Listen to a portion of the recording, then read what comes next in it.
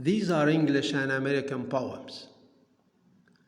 Poems come in various shapes and sizes, and a poem can be composed of one line or of hundreds of lines.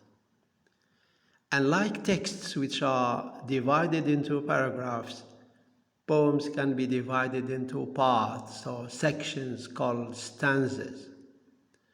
A stanza is also called strophe or stave. A poem can be in one single stanza or in a series of stanzas in various shapes and sizes. And the name of the stanza depends on the number of lines in it. These are the different types of stanzas.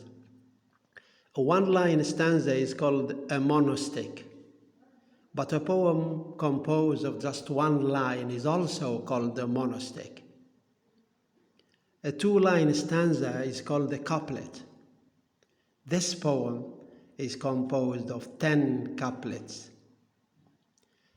A three-line stanza is called a tercet, or triplet, or tristic. This poem is composed of 2 tercets. A four-line stanza is called a quatrain, or quartet. A 5-line stanza is called a quintet, or quintain, or cinquain. A 6-line stanza is called a sestet. There are 2 sestets here in this poem. A 7-line stanza is called a septet, and a septet that rhymes A, B, A, B, B, C, C is called rhyme royal, or Chaucerian stanza, referring to Geoffrey Chaucer. An 8-line stanza is called an octet, or an octave, or an ottava rima. A 9-line stanza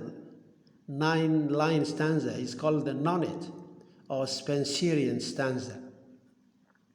A 10-line stanza is called a dizaine, or decima, or pirouette. The roundel is an 11-line stanza, or poem. The roundel. The form is borrowed from French poetry.